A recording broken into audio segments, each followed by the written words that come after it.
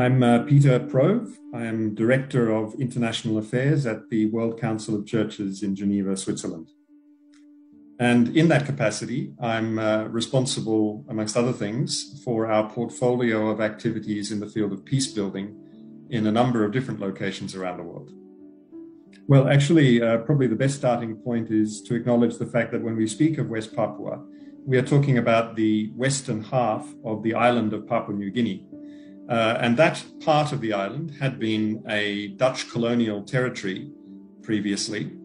And in the process of decolonization, through a series of events that are contested still to this day, it became integrated as part of Indonesia in 1969. And so West Papua now actually comprises or is made up of two Indonesian provinces, Papua and Papua Barat. The demands for a true and proper and legitimate referendum have only increased in recent years, given the deteriorating human rights and humanitarian situation for the indigenous Papuan people of the territory. The original population of West Papua is very distinct ethnically from the rest of Indonesia. They are Melanesian people. And as I said, very distinct from the rest of the population of Indonesia. I think that the perspective of indigenous Papuans on governance from Jakarta has deteriorated over a long period of time as a result of the persistent and quite serious human rights and humanitarian situation in the region, which the Indonesian government has frankly failed to address and to correct. If anything, the militarization of the Indonesian governance in Papua, West Papua, has exacerbated the perspectives of the indigenous Papuan population and has certainly served to increase separatist feelings and protests against Indonesian governance. It's not possible to, for example, conduct a referendum, which is one of the demands of the Papuan people, that there be a genuine, legitimate, and credible referendum of the Papuan population to determine what their attitudes towards the future political configuration in fact are. The Indonesian government, on the other hand, bases its position upon the original so-called Act of Free Choice, which led to the incorporation of these territories into Indonesia in the late 60s, which was in fact only undertaken by a hand-selected group of about 1,000 leaders or elders of the Papuan people who had been hand-selected by the Indonesian military. So understandably, the Papuan people do not consider that choice as being any sort of free choice and in any way legitimate or credible. Yeah, I mean, together with our partners in the International Coalition for Papua, we've been monitoring over many years now the incidents of human rights violations, particularly affecting indigenous Papuan people, have been.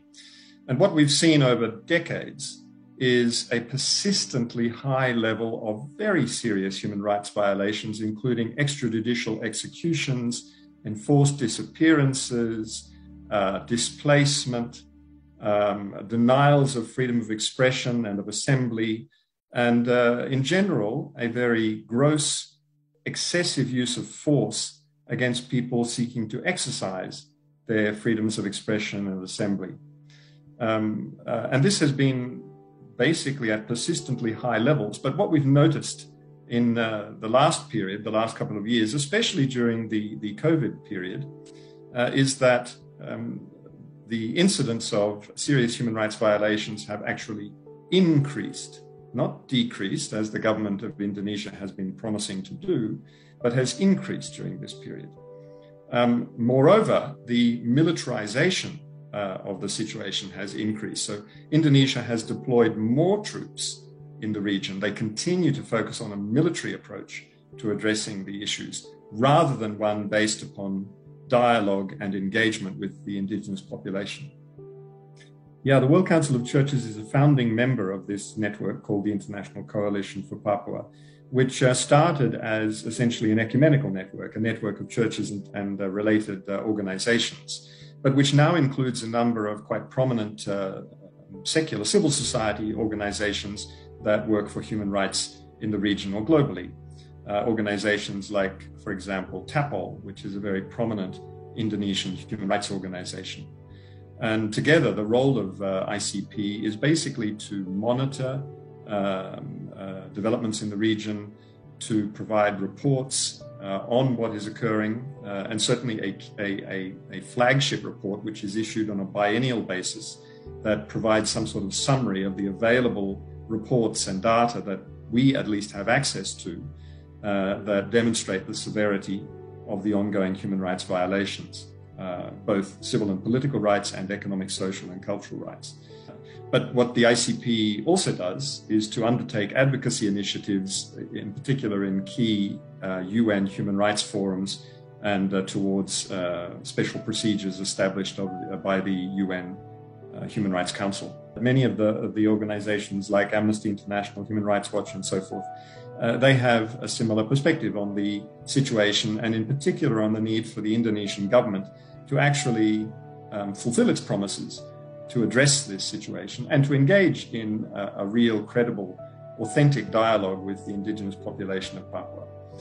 These are promises that have been made at the political level, but are unfulfilled. And the data that is evidenced in the most recent biennial report by ICP, unfortunately, gives tragic testimony to that.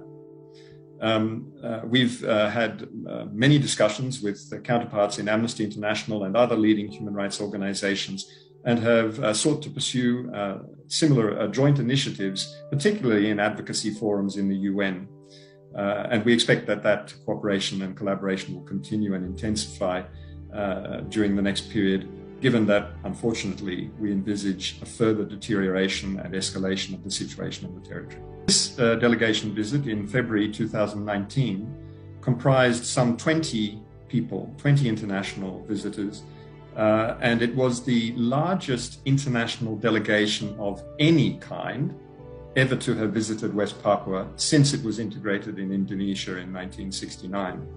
And for example, in Wamena, we saw for ourselves, we met with a group of some several hundred, mostly unaccompanied minors who had had to flee from their villages, in some cases directly from their school classrooms, as a result of attacks upon their villages in nearby areas of the highlands, and were now being sheltered informally in a church compound in Wamena, and without any support, any humanitarian support from national authorities, Indonesian authorities, and in a context in which there is essentially no access for international humanitarian actors, which I found extraordinary.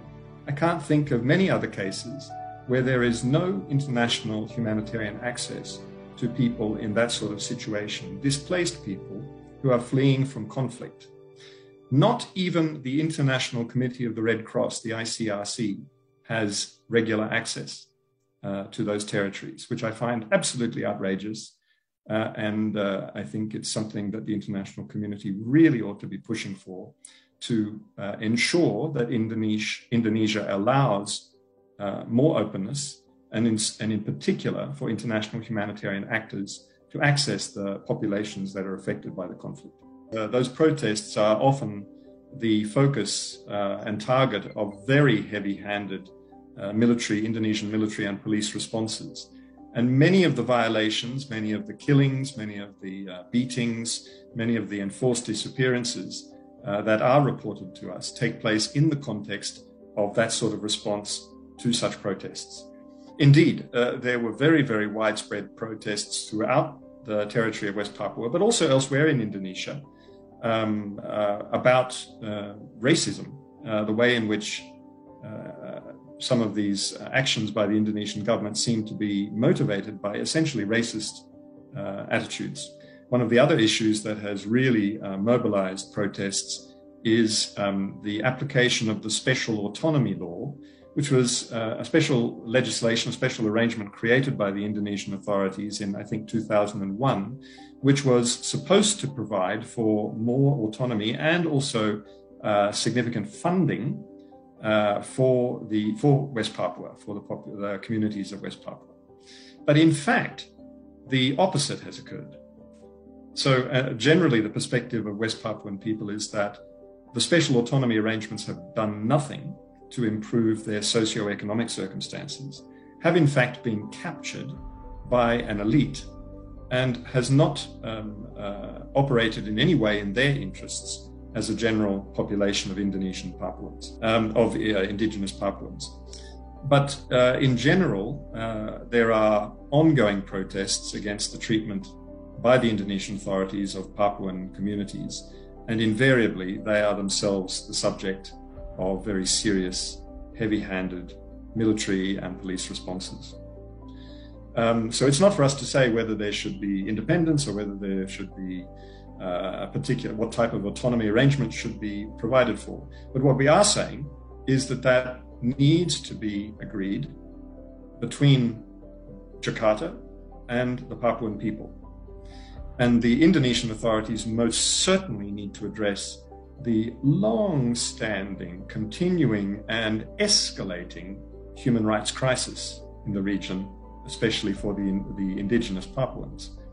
And failing efforts to actually do that and to achieve an improvement in the human rights situation, it will only increase the calls for independence from Indonesia.